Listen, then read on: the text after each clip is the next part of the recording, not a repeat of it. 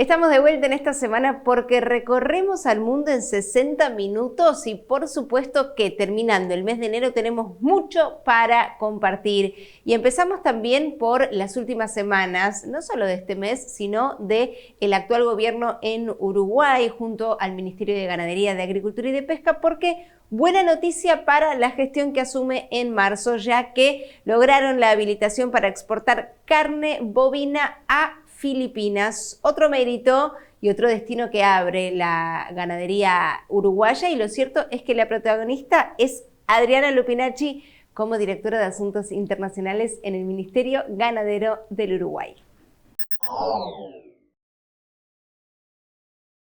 Hoy con mucha alegría recibimos la aprobación del Certificado Sanitario Internacional para la exportación de carne bovina a Filipinas.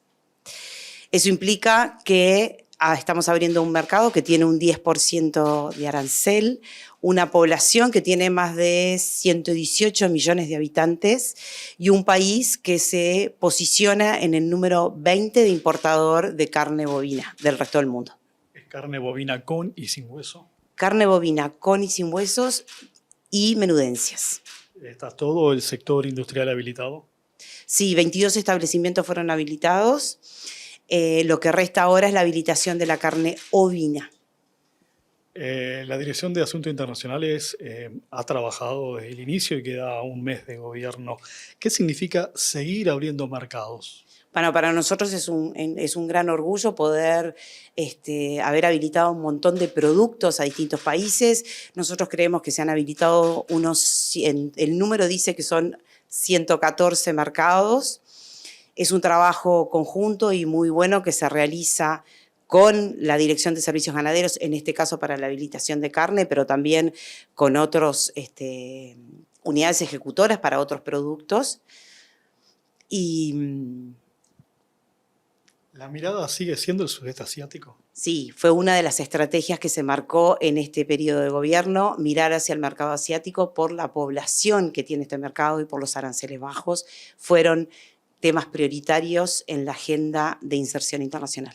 En la mirada internacional también está el caso de América, por ejemplo, Chile. Bueno, sí, recientemente nos habilitaron los estómagos bovinos a Chile, que es otro de los productos, de esos 114 productos, que te digo que esta administración, en trabajo conjunto con todas las unidades ejecutoras del Ministerio de Ganadería, hemos logrado abrir. Lupinacci, como siempre, el gobierno abre mercados, tiene el trabajo de abrir. Ahora la pelota está al lado del privado para concretar los negocios. Y sí, hoy lo que nos confirman es que el mercado queda operativo con la aprobación de un certificado sanitario. Ellos pueden empezar a comercializar, pero todo lo que sea comercialización depende de los privados. Usted mencionaba más de 100 millones de personas que tiene Filipinas. ¿Para qué utilizan la carne bovina y especialmente la carne bovina uruguaya? La carne bovina uruguaya, que recientemente se está habilitando, pero lo vemos en casos de otros países cercanos, ellos lo consideran un producto de alta calidad. Y vamos a recorrer más países vecinos. Chile en este momento, y no por el único motivo. La primera noticia que hoy te compartimos es que ya abrieron la solicitud de empresas para que formen parte de una obra súper ambiciosa en el puerto principal del país vecino.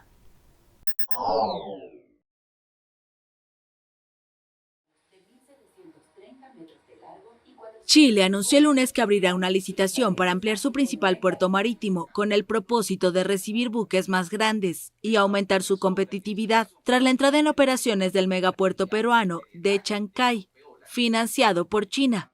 Y de nuevo, respecto al puerto de Chancay, me parece importante transmitir que lejos de verlos como una competencia, como una amenaza, desde este ministerio por lo menos lo vemos como una oportunidad para que esos barcos que transportan 14 y 18 mil contenedores al año pueda encontrar más de un puerto, y no solamente el puerto de San Antonio, para venir a las costas sudamericanas y de esa manera mejorar la competitividad del continente para poder recibir barcos de alta envergadura. Ubicado en la costa central de Chile, a 100 kilómetros de Santiago, el puerto de San Antonio puede mover anualmente hasta 2,5 millones de TEUs, la medida que se usa en comercio exterior y que equivale a contenedores de 20 pies.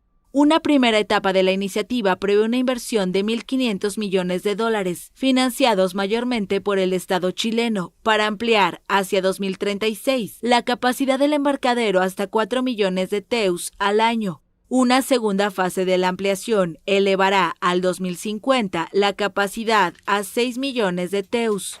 El total de la obra, con financiación pública y privada, supondrá una inversión de $4.000 millones. Según el ministro, Chile podrá contar en el futuro con un puerto capaz de mover aproximadamente 6 millones de contenedores al año. Es un proyecto extraordinariamente relevante para el desarrollo logístico portuario de nuestro país. Es un proyecto que necesitamos para poder enfrentar el comercio internacional que se proyecta para las próximas décadas. El proyecto contempla la construcción de 2 frentes de atranque, de 1.730 metros cada uno, lo que permitirá recibir buques portacontenedores de hasta 400 metros de eslora y que pueden transportar 18.000 contenedores.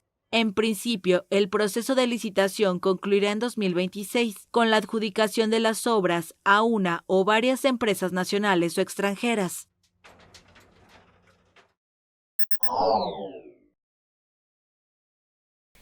Y China es noticia y en este caso el campo chino se lleva todas las flores y no es metáfora, es realidad. ¿Por qué? Porque allí en Yunnan, en territorio chino, se producen las flores más deseadas por el mercado, pero también que más exigen los países que tienen distintas condiciones y exigencias a la hora de importar, como por ejemplo en Europa. Así que junto a las flores que todos quieren, las flores chinas, te compartimos esta realidad productiva. Kunming, la capital de la provincia de Yunnan, en el suroeste de China, es conocida como el Reino de las Flores. Aquí se cultivan cada año miles de millones de flores, que adornan los hogares de todo el país. Ahora, estas flores también llegan a los mercados de todo el mundo. La aduana de Kunming afirma que en los primeros 11 meses de 2024, el valor de exportación de flores recién cortadas de Yunnan superó los 600 millones de yuanes, o alrededor de 83 millones de dólares estadounidenses, marcando un aumento interanual de más del 34%. Xie Yaorong empezó a exportar flores recién cortadas en 1999 y ha seguido expandiéndose a los mercados de ultramar. Dice que las flores de Yunnan están ganando cada vez más reconocimiento internacional. Nuestro volumen de producción es bastante considerable y tenemos una enorme variedad de flores de excelente calidad. También tenemos un sistema de clasificación de calidad bien establecido que va desde el nivel A hasta el nivel E. Los niveles A y B pueden entrar en el mercado internacional. Según varios exportadores, los países del sudeste asiático, especialmente Vietnam y Tailandia, se perfilan como un mercado importante para las flores de Yunnan. En Tailandia podemos enviar unos 20 camiones al mes. Durante las temporadas festivas como ahora, esa cantidad aumenta a unos 40 camiones. Y cada camión lleva aproximadamente 400.000 flores. Yunnan es la puerta de entrada de China al sudeste asiático, con amplias redes de transporte incluyendo tierra, aire y ferrocarril. La provincia ha hecho grandes esfuerzos para impulsar el alcance global de sus flores. Estas flores están listas para ser enviadas a Tailandia a través de transporte en cadena de frío. Entra en juego también la iniciativa de la Franja y la Ruta, y cuando la autopista Kunming-Bangkok se desplegó, comenzó un nuevo capítulo.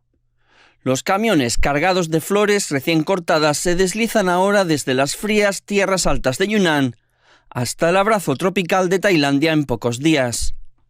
La autopista que en Tailandia llamamos Asia Highway nos conecta con la ASEAN y con China. La opción de contar con un ferrocarril de alta velocidad es siempre algo adicional en el apoyo logístico. Por lo tanto, pensamos que ir de la mano de la Franja y la Ruta llevará más eficiencia y valor añadido.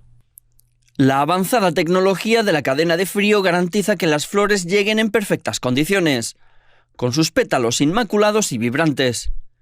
En el mercado de las flores de Bangkok, los vendedores exponen ahora flores recién cortadas de Yunnan, junto a orquídeas, lirios y girasoles locales, creando un calidoscopio de arreglos interminables. Las rosas son muy populares, sobre todo las rojas. Los claveles también se venden bien, porque son muy duraderos. Cuando están en un ramo, duran mucho tiempo. Así que a los clientes les gustan. La semana pasada compré unas rosas. Duran tanto que volví para comprarlas otra vez. Compré rosas importadas porque sus colores son preciosos. Cada pétalo lleva el legado de montañas cruzadas y fronteras tendidas. En su floración subyace una simple noción: que la belleza trasciende las fronteras y que un futuro compartido puede florecer a partir de la más pequeña de las semillas.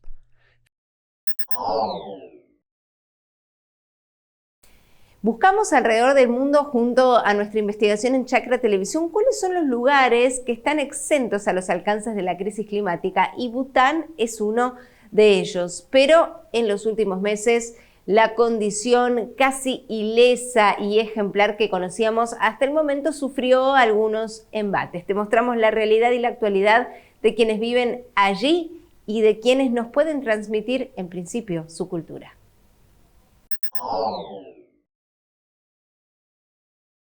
Es una tierra de leyendas, bosques y montañas. Un pequeño reino budista encaramado en el Himalaya. Un maestro en el arte de preservar su entorno.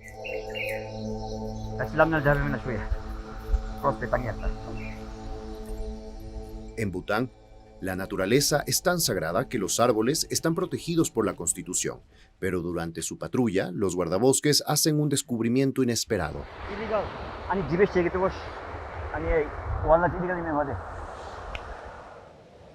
El sacrificio está estrictamente prohibido. Por este árbol, el autor se expone a una multa de unos $900, más de 4 veces el salario medio del país. Si no protegemos todos y cada uno de nuestros árboles, nuestra cobertura forestal, que actualmente es del 70%, podría caer por debajo del umbral del 60% fijado por la Constitución. Por eso es tan importante nuestro trabajo. Es nuestra responsabilidad proteger nuestros bosques. Gracias a sus bosques, Bután absorbe ahora 3 veces más dióxido de carbono del que emite. El reino del Himalaya, del tamaño de Suiza, se ha convertido en el primer país del planeta con una huella de carbono negativo.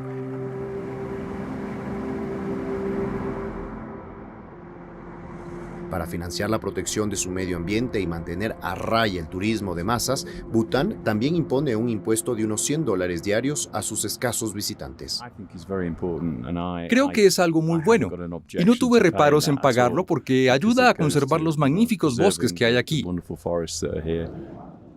La protección del medio ambiente forma parte de la identidad butanesa. En el país se enseña desde la edad escolar.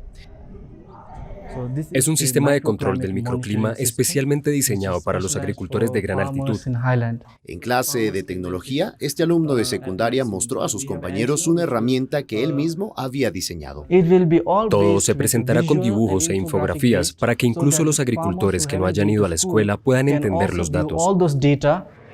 Gracias a la inteligencia artificial, esta caja analizará las previsiones meteorológicas para que los agricultores puedan adaptar sus cultivos y gestionar mejor sus recursos. Bután tiene una huella de carbono negativa, y lo que significa que no contribuimos al cambio climático. Por eso apostamos por tecnologías ecológicas como esta. Aislado durante mucho tiempo, Bután se ha abierto recientemente al mundo, un signo de esta modernización. El número de vehículos prácticamente se ha duplicado en los últimos 10 años. Ahora hay casi 130.000 en el país, uno por cada 6 habitantes. Un parque automovilístico reciente aporta su cuota de gases de efecto invernadero. Así que para mantener a toda costa su huella de carbono negativa, las autoridades apuestan ahora por los coches eléctricos.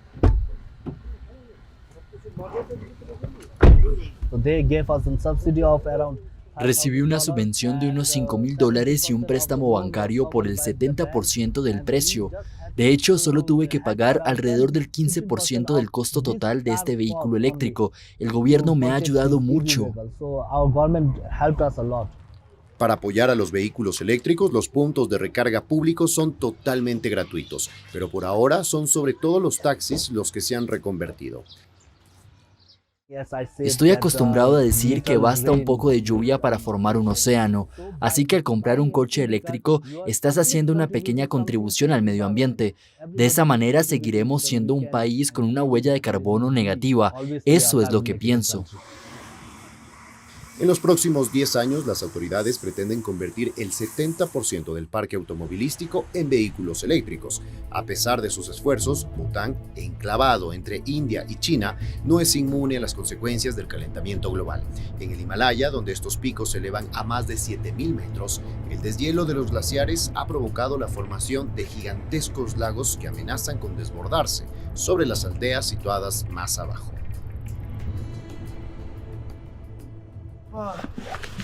Oh, hoy ha sido duro.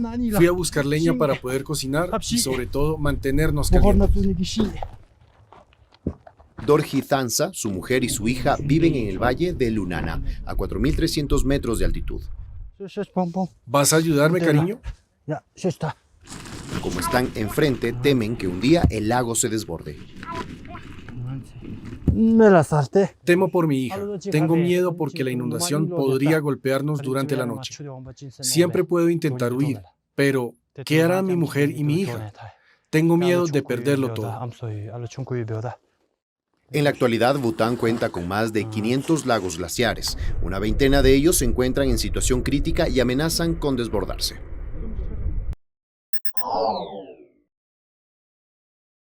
Queremos también recorrer más países vecinos de Latinoamérica, como es el caso de Paraguay. La zafra de la soja y la proyección que hay para este año con los datos asentados y lo que se vivió también en el 2024. Todo junto a quienes más saben desde Paraguay.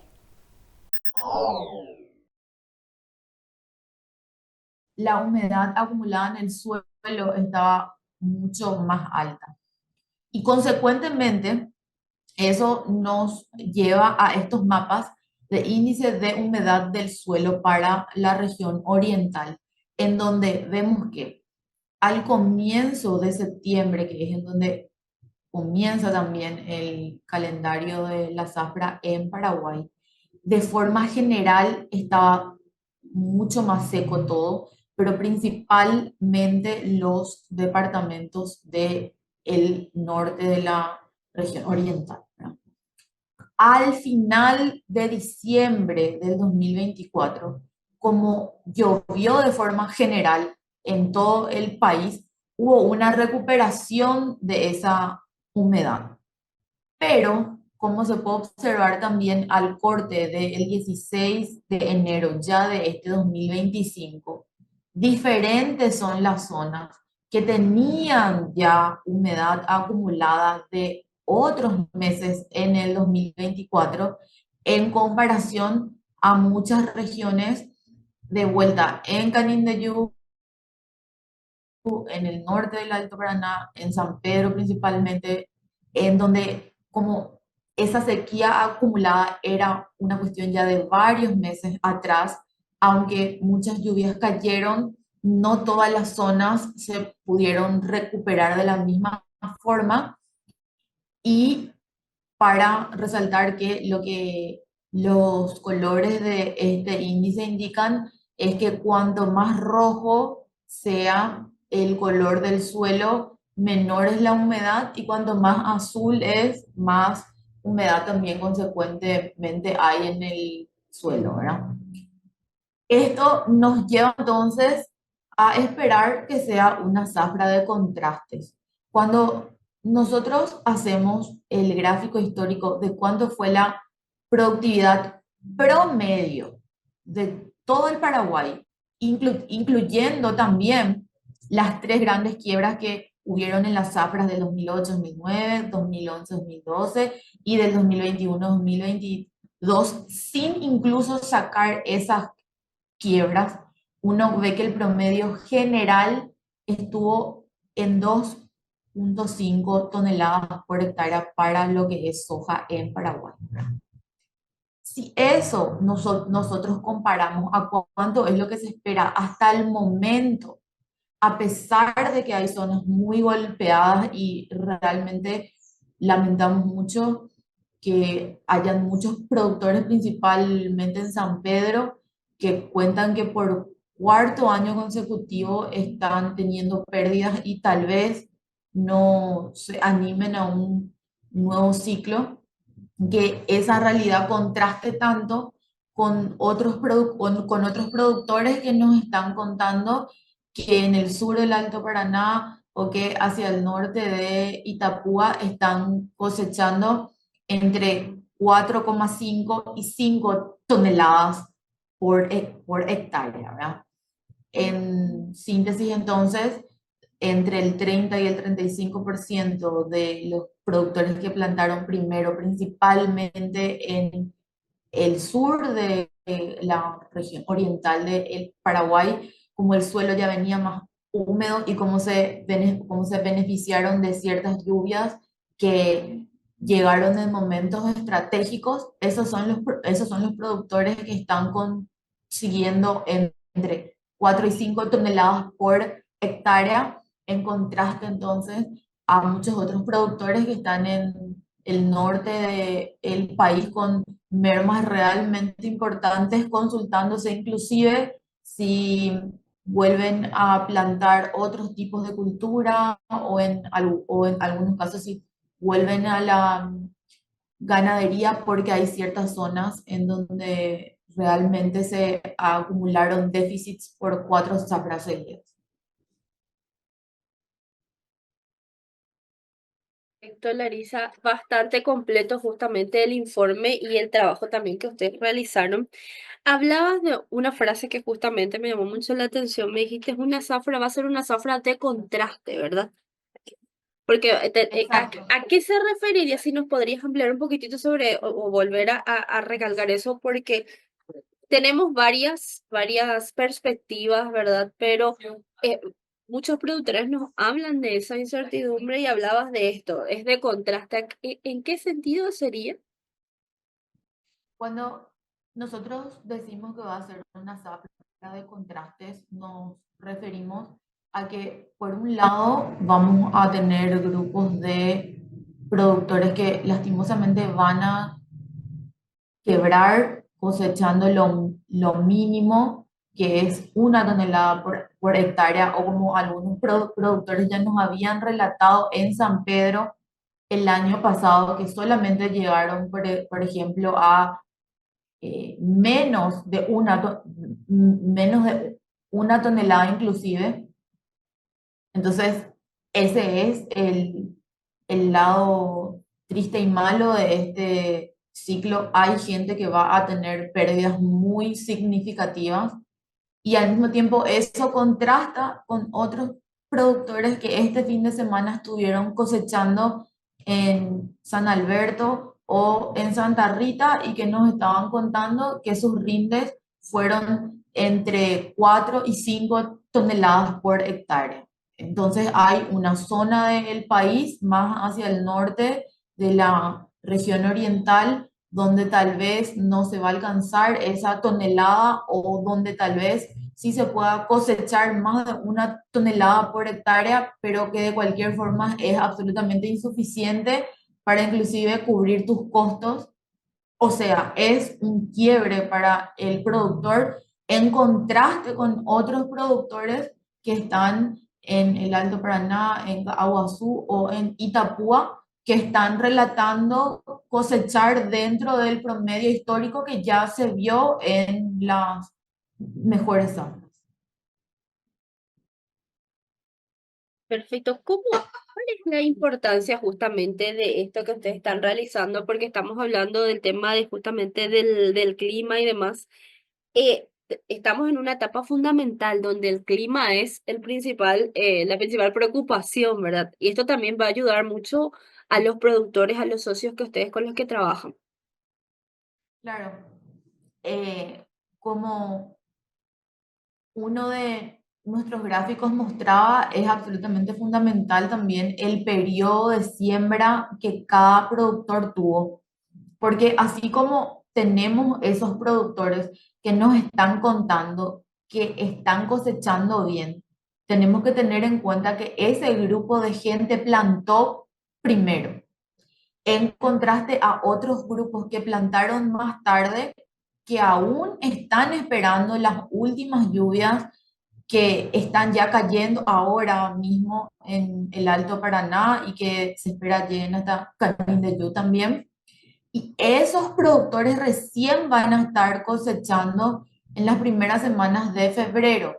Entonces, es importante resaltar también que este primer grupo que nos está comentando que está cosechando bien es entre el 30 y el 35% de todo lo que se plantó en este nuevo ciclo de zafra, y la mayor parte está en el otro grupo que plantó más tarde. Y consecuentemente ese otro grupo que plantó más tarde fue el que se vio más afectado por la escasez de lluvias. Entonces, consecuentemente, lo que en estas últimas semanas de enero pase es lo que nos va a definir cuál va a ser el resultado que podemos llegar a tener entre febrero y marzo próximos, ya con el fin de la cosecha. Chile es noticia nuevamente en este primer bloque porque las cerezas, que en algunas oportunidades viajando por el mundo te mostramos cómo son recibidas en China, por ejemplo, prácticamente con un festejo cultural. Es uno de los sectores productivos más demandados y que convierte a Chile en el exportador por excelencia de nuestra región. Y acá está presente el Instituto Nacional de Investigaciones Agropecuarias, que es la principal institución con más de 1000 trabajadores y con dependencia del Ministerio de Agricultura Nacional, que acompaña a este sector productivo y a sus protagonistas.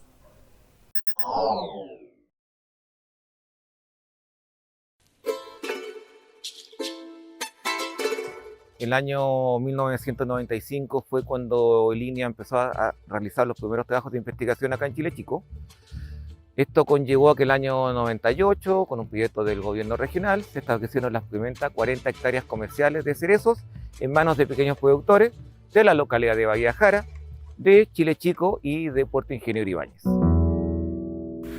En ese momento teníamos una gran ventaja comparativa con la zona central, en el sentido de que éramos una cereza muy tardía y en el mercado internacional en esa época no había cerezas prácticamente. Entonces teníamos que llegar sí o sí de alguna forma en esa época a Europa o Estados Unidos, que eran los mercados. Así que en conjunto también con INEA trazamos una estrategia ya de una manera colaborativa, que formamos un GTT, donde logramos canalizar esa fruta y sacarla de Chile Chico y colocarla en Europa. Sí, partimos con muchos ensayos de variedades, marcos de plantación, sistemas de conducción. En ese momento todo el mundo hablaba de la variedad Bean, que era interesante la variedad Lapin, la variedad Van, hasta que el año 2002-2003, a través de un proyecto FIA, financiado por FIA, INEA fue la primera institución que introdujo la variedad Cordial. Claro, INEA hizo la parte técnica de decir, esta variedad en este portainjerto funciona bastante bien, y el resto fue el impulso paulatino de las empresas frutícolas. Específicamente la variedad Cordia es una variedad que el mercado la prefiere, el mercado chino sobre todo. Y el por qué nos cambiamos es porque tiene en esta zona una mejor calidad y podemos producir estable durante año a año volúmenes que en la zona central son mucho más difíciles de conseguir por el alto requerimiento de frío invernal que tiene esta variedad. En la agricultura es difícil, los resultados no son de un día para el otro, como en otros niveles de la vida. O sea, en la agricultura hablamos de una cosecha al año en fruta, es un negocio al año que uno hace, ¿no? Y pasaron 20 años y uno hizo 20 operaciones comerciales, nada más, ¿no? Y el INEA acompaña al agricultor en eso, ¿no? Ellos entienden al agricultor en el sentido que conocen de primera mano lo que pasa, ¿no? Con el clima acá, con las condiciones que tenemos, el aislamiento, las heladas, los vientos, etcétera, ¿no? El valle presenta tremendas oportunidades, pero también desafíos grandes. Y lo que está haciendo INEA con los vinos, con la cereza y con otros proyectos que ha desarrollado, permite dar información, permite discutir con los profesionales de INEA acerca de las formas de cómo ir desarrollando y cómo ir solucionando algunos de los desafíos que presentan los cultivos. El tema de la fruticultura, sobre todo los cerezos, es muy dinámica. Nosotros necesitamos una variedad que sea firme, que sea muy buena viajera, que tenga buen calibre, que tenga un sabor que la diferencie y que la convierta como en un nicho de la cereza de Chile Chico. En ese contexto, nosotros a partir del año 2022, con ayuda de los empresarios frutícolas de la comuna, bueno, acá hay que mencionar a Jorge Vega, Javier Cereceda, son los que impulsaron una línea de investigación tendiente a evaluar 4 nuevas variedades de cerezas de reciente introducción a Chile. La variedad Areco, la variedad Pisue, la variedad Symphony y la variedad Sareta. De estas 4 variedades, tal vez una sea tanto o igual o mejor que Cordia y puede ser la variedad que reemplace por una nueva variedad más tardía, de mejor calibre y que tenga una alta aceptación por el mercado. Porque al final nosotros como INE hacemos la parte técnica, pero los empresarios son los que posicionan la fruta en el mercado.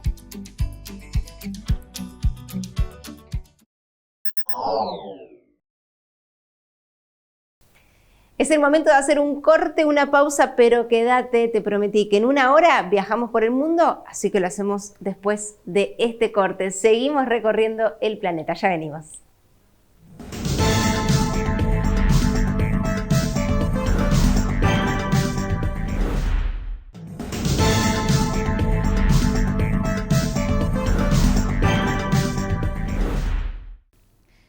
Y en este 2025 la revista Chacra está cumpliendo 95 años. Estamos a 5 años nada más de llegar al primer siglo.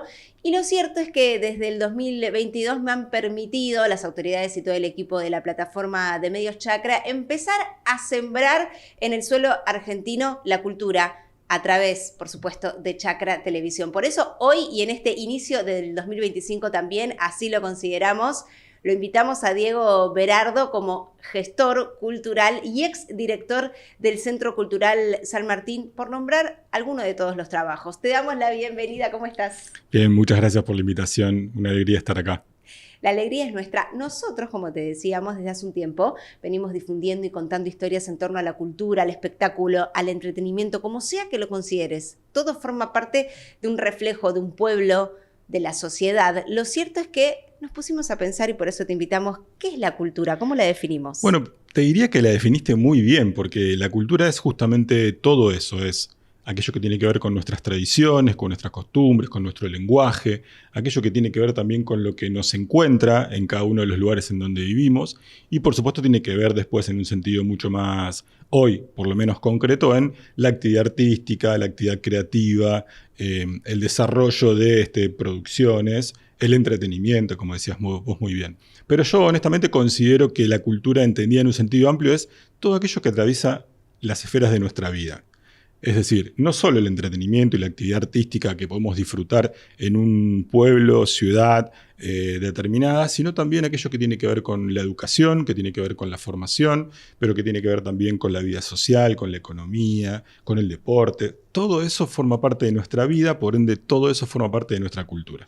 Es muy importante resaltar y tener en cuenta de la mano de alguien, de un profesional justamente de la gestión cultural y de haber ocupado cargos como es la dirección de un centro cultural como el San Martín acá en la Ciudad Autónoma de Buenos Aires, hablar y entender que forma parte de la economía de un país, de una provincia, de una localidad, desde todos los estamentos geográficos posibles. Y lo cierto es que también a mí me deslumbra un poco tu recorrido y quién fue en tu vida, Enrique Avogadro, para hoy hablar y compartir también tu historia en torno a la cultura. ¿Te animás a contarnos y resumirnos algo de lo que vos sientas?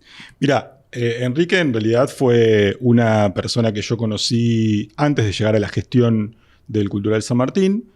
Yo dirigía un centro cultural en la Universidad de Buenos Aires, Enrique ya era ministro de Cultura, nos conocimos ahí.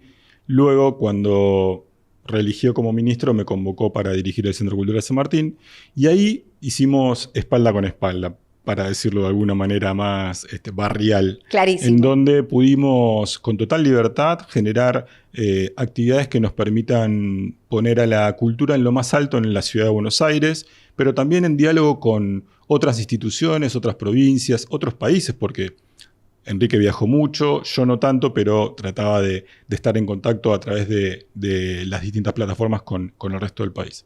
Lo cierto es que yo empiezo en la actividad cultural y en la gestión cultural también en el gobierno de la ciudad, pero allá por el año 2003, cuando quien era en ese momento el secretario de Cultura, porque no había ministerio, me convoca para dirigir un centro cultural en un barrio de la ciudad de Buenos Aires. Así que ahí nace todo mi recorrido, pero con Enrique, por suerte, encontré una forma de poder gestionar la cultura como yo entiendo que tiene que ser gestionada, que es con libertad, entendida la libertad con los límites que también nos impone, pero fundamentalmente dejando que a través de las diferencias, y digo por sobre todo en las diferencias, quienes forman parte de la vida cultural de una ciudad, los artistas, quienes la hacen, pero también los productores, como hablábamos hace un ratito, los dramaturgos, los técnicos, los trabajadores, puedan hacerla con tranquilidad. Y ese es un método, una forma que con Enrique llevamos adelante durante 4 años en la ciudad de Buenos Aires, por lo menos en los que yo participé, pero que yo vengo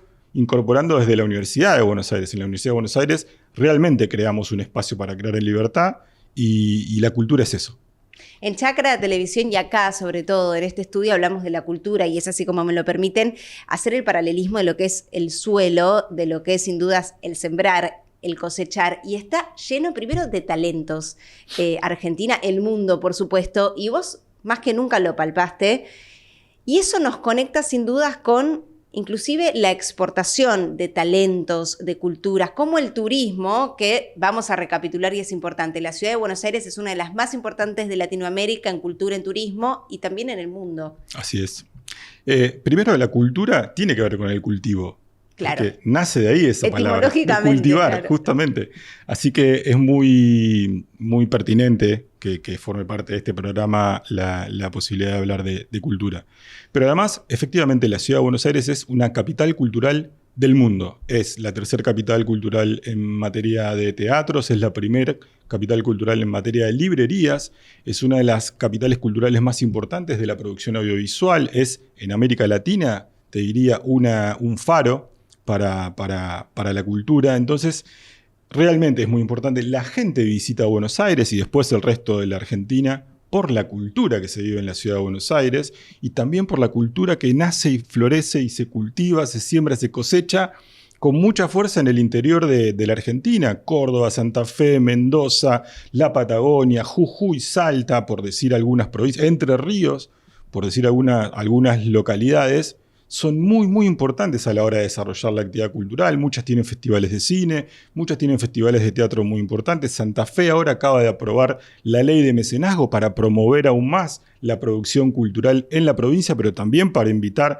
a quienes hacen la cultura en la Argentina a seguir generando y produciendo. Así que efectivamente es muy importante. Pero además los artistas argentinos y quienes hacen la cultura en la Argentina son muy importantes a la hora de llevar esa cultura al resto del mundo. En Europa, Argentina es uno de los países que más artistas, para ponerlo en materia de exportación, exporta.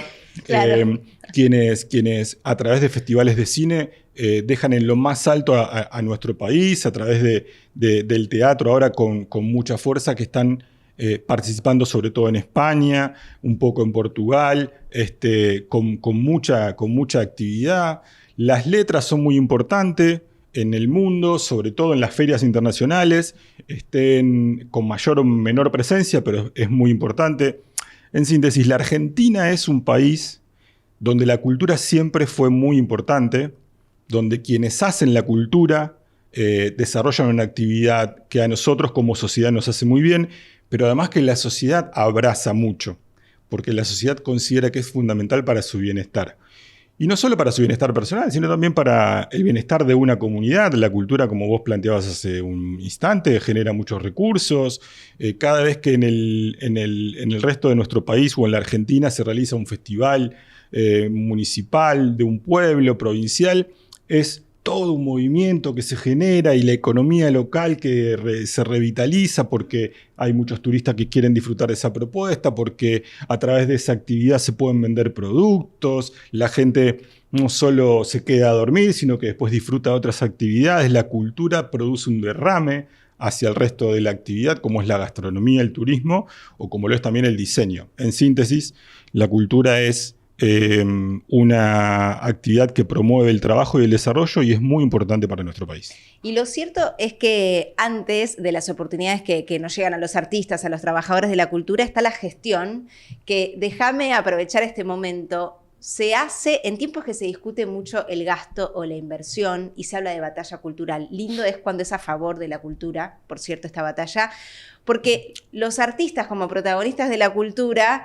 lo hacen sin capital inicial en términos económicos. Se hace verdaderamente a pulmón en la mayoría de los casos. Déjame decir algo antes. Para mí, batalla y cultura son antónimos.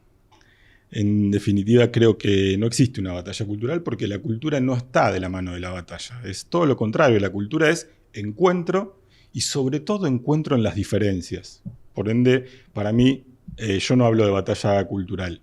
Hablo sí de la necesidad de pensar la cultura de nuestro país. Y efectivamente, muchos artistas inician con muy pocas cosas para poder desarrollar propuestas. Inclusive muchos que deciden poner espacios para que los artistas puedan desarrollar propuestas. Y ahí es muy importante que el Estado acompañe. Y el Estado acompaña, por lo pronto, con mayor o menor medida, depende el país, depende la provincia, depende del municipio, pero siempre es importante poder acompañar la producción cultural porque en definitiva eso después vuelve al Estado, ya sea municipal, provincial o nacional. Vuelve porque la gente consume cultura y mucho, porque la gente nos visita por la cultura, como decíamos antes, y deja sus recursos en nuestro país y eso es producto de la cultura. Entonces, es muy importante que el Estado pueda ayudar, pero también es muy importante la construcción de red para que se pueda motorizar ese proyecto cultural. El entramado. Exactamente. Con quienes uno empieza a relacionarse para que el proyecto pueda desarrollarse. No solo con los artistas, sino también cuando uno desarrolla el rol de productor, a quién convoca para que acompañe o con quién establece una alianza para que esa actividad tenga mayor visibilidad. La Argentina y la Ciudad de Buenos Aires tienen mucha actividad cultural. La gente que no participa como artista o productor o trabajador de la cultura le gusta disfrutar de esa propuesta cultural, pero lo cierto es que hay que hacer un esfuerzo para que cada vez más personas puedan consumir cultura en la Argentina. Para eso también es muy importante que la situación económica y social brinde las condiciones para que eso suceda, porque nosotros durante el año pasado, tenemos indicadores a la baja en todo lo que tuvo que ver con consumo cultural, pero porque, entiendo, el país estaba reacomodándose. Sí, una coyuntura Exactamente, que una inclusive coyuntura se refleja en los consumos de carne, por ejemplo, no los tipos de carne que en la Argentina per cápita empezamos a consumir. Por primera vez en la historia nos ha ganado el pollo, digamos. Exacto. ¿No? Pero digo, más allá de todo eso, por eso es importante apoyar al sector, porque apoyar implica poder difundir más, poder contarle a la gente en dónde se puede ver tal película, en dónde se puede ver tal obra de teatro, cuáles son las condiciones objetivas para poder llegar a esos lugares, mejorar la ciudad. Cuando uno desarrolla una actividad cultural, transforma la ciudad, y cuando transforma la ciudad la hace más linda, y cuando la hace más linda es porque es más accesible. Entonces, todos podemos tener mejores condiciones para llegar a disfrutar de toda la actividad que se desarrolló en la ciudad. Por eso el Estado es importante que esté presente. No quiere decir esto que sea el único presente. Quiere decir que sea aquel que pone el primer hombro para que uno pueda desarrollar. Después hay otras estrategias. Mecenazgo es una estrategia. Líneas de financiamiento alternativas son otras estrategias. Hay leyes nacionales que se tienen que cumplir y que forman parte de esos incentivos para dar el puntapié inicial para poder desarrollar la actividad cultural. Si no existe el Estado, hay pueblos de nuestro país que no tienen vida cultural. Entonces, por eso es muy importante que se pueda acompañar en una primera etapa con un apoyo inicial al desarrollo de la actividad cultural en cada uno de los pueblos de nuestro país. Bueno, podemos hablar entonces de sembrar cultura. A partir de ahora, desde hace tiempo lo venimos haciendo, pero este puede ser una gran oficialización de este término en la plataforma de medios Chacra, acá en Chacra Televisión. Federico García Lorca nos ha dejado un legado muy grande, buenísimo, tu rostro, como lo reflejó, claro, porque él habló y escribió una historia en vida respecto a la importancia de la cultura en los pueblos. ¿Qué pasa si no se cultiva? Es que yo creo que los pueblos tienden lo voy a decir de esta manera, y espero no sonar dramático, ¿no? Pero tienden a vivir en la tristeza, porque cultivarte implica incorporar conocimientos, implica aprender, implica entender que se puede con otro compartir, implica que se puede con otro crear.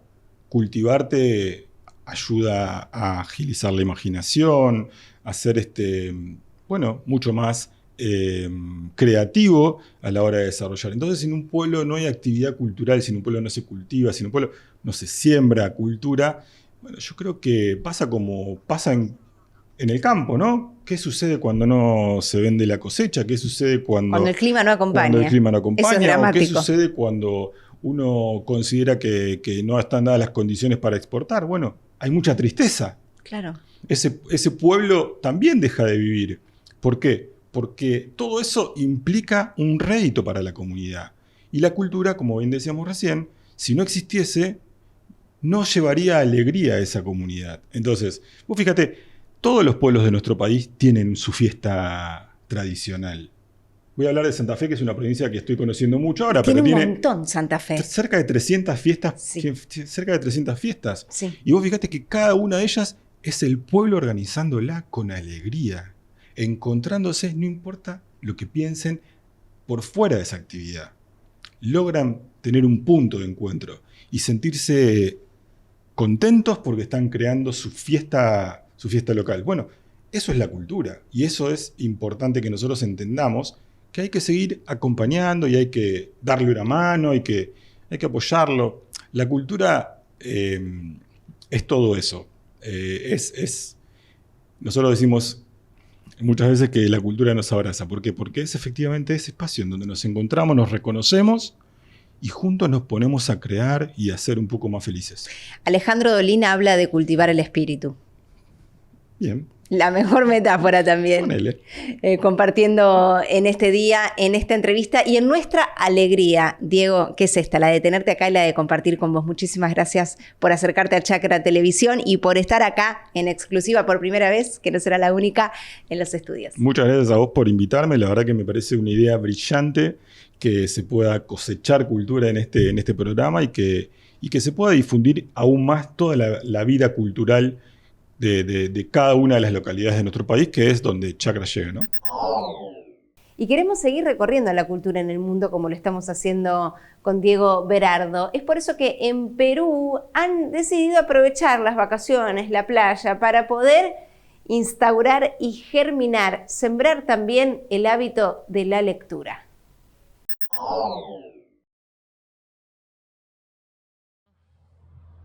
Con el préstamo gratuito de periódicos, folletos y libros de distintos géneros en una playa cercana a la ciudad peruana de Lima, las autoridades peruanas planean aprovechar la temporada de verano austral para impulsar en los ciudadanos de manera dinámica un efectivo interés por la lectura.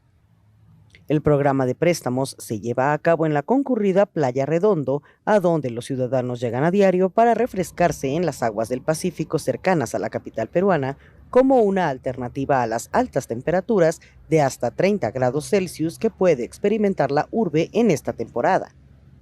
La encargada de bibliotecas de la Municipalidad de Miraflores, Ana Vivian Herrera, declaró a Xinhua que han decidido llevar los libros a espacios abiertos de recreación porque allí les puede picar el bichito de la lectura y luego vayan a las bibliotecas locales.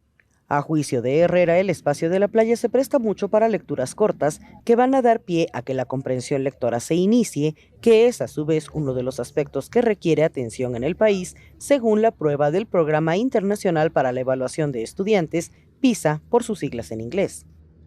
En el Perú no, estamos en unos lugares, últimos lugares en la comprensión lectora de acuerdo a la encuesta, al estudio PISA, pero esta forma de acercarse al público, de ir a los lugares donde ellos están y de ofrecerles lecturas cortas como cuentos o poemas o los diarios del día o las revistas, es una forma de incentivar a que este hábito se forme. Al ser consultada sobre el interés en los libros que muestran las personas que visitan la playa, la encargada de bibliotecas consideró que en un principio ha sido difícil, sobre todo la primera semana, pero con el pasar de los días se ha superado esa barrera y ahora puede decirse que ha sido buena la acogida.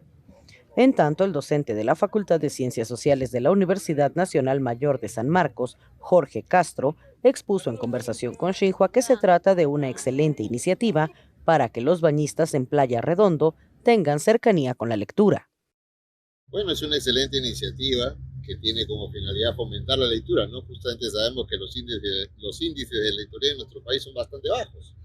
Entonces, esta es una iniciativa que pretende alentar que en un momento de esparcimiento uno pueda leer algo más de lo que ya ha leído, ¿no?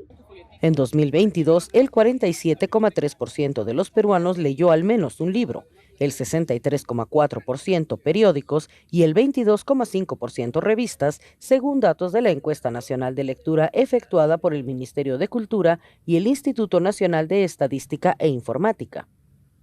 A su vez, la asistencia a las bibliotecas locales por parte de la población de 28 a 64 años fue de 6,5%, mientras que en el ámbito urbano fue de 7,2% y en el rural de 3,1%.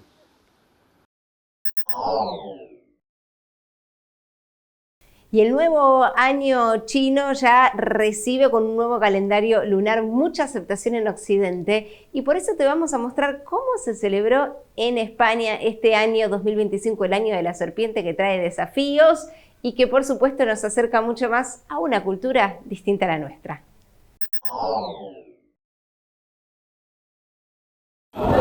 Un año más nos encontramos aquí con el Año Nuevo Chino con Barcelona, celebrando esta edición 2025 La Serpiente de Madera. Como podemos encontrar aquí la feria gastronómica con más de 35 puestos de comida, tanto de gastronomía china como de merchandising, cosas culturales, talleres. También encontramos un panel de firmas donde podéis dejar huella en este festival. Durante el día, como por la mañana por la tarde, han participado más de 60 entidades con diferentes bailes, abarcando desde todas las culturas del mundo, intentándolo también cada año tras año. Este año añadimos las culturas nuevas, Armenia, Perú, o que han participado antiguamente, India o Colombia. Y no nos olvidamos tampoco de la cultura catalana, la ciudad que la acoge, o también las culturas regionales de España. La Rúa, un espectáculo protagonizado por el folclore chino, artes marciales, pirotecnia y bailes de diversos países. Otro año más no ha decepcionado a los asistentes. Una celebración que se puede llevar a cabo gracias a la valiosa colaboración de los voluntarios que participan en ella. Somos miembros de la Asociación de Escuelas del Distrito Hogar y en esta ocasión nos encargamos principalmente de coorganizar el evento de celebración del Año Nuevo Chino en colaboración con el desfile de la primavera. Por la mañana, damos servicio voluntario ayudando a coordinar y organizar a los voluntarios y los grupos del desfile. Aunque este año no he podido regresar a China para la fiesta de primavera, pero este tipo de celebración me hace sentir como en casa. Tal es la magnitud de la fiesta de la primavera que desde el pasado 4 de diciembre la UNESCO inscribió la fiesta de la primavera como Patrimonio Cultural Inmaterial de la Humanidad, al considerar que integra múltiples rituales y elementos distintivos que involucran a toda la sociedad del país asiático. Sin duda es una razón más para visitar China, ahora que cuenta ya con 44 elementos de tradiciones culturales en la lista de Patrimonio Inmaterial de la UNESCO. Y no solo es una razón más para visitar China, pero también pone de manifiesto la riqueza de la diversidad cultural en el mundo que tenemos que proteger y promover. La celebración del Año Nuevo Chino en Barcelona cumple su 10º aniversario en la capital catalana, ofreciendo actividades paralelas hasta el 24 de febrero. desde talleres de arte y cocina hasta clases de idiomas y exposiciones de fotografía. La celebración de esta festividad ha contado con la participación de 1 millar de personas provenientes de más de 65 federaciones y entidades chinas de Cataluña, así como de entidades y asociaciones catalanas y de diversas comunidades, dando muestra de la gran multiculturalidad que caracteriza la ciudad condal. De esta manera llegamos al final de otra semana viajando por todo el mundo y así como ahora llega el momento de despedirnos, te aseguro que sigo viajando para reencontrarnos como siempre en nuestra próxima edición. Será hasta la próxima.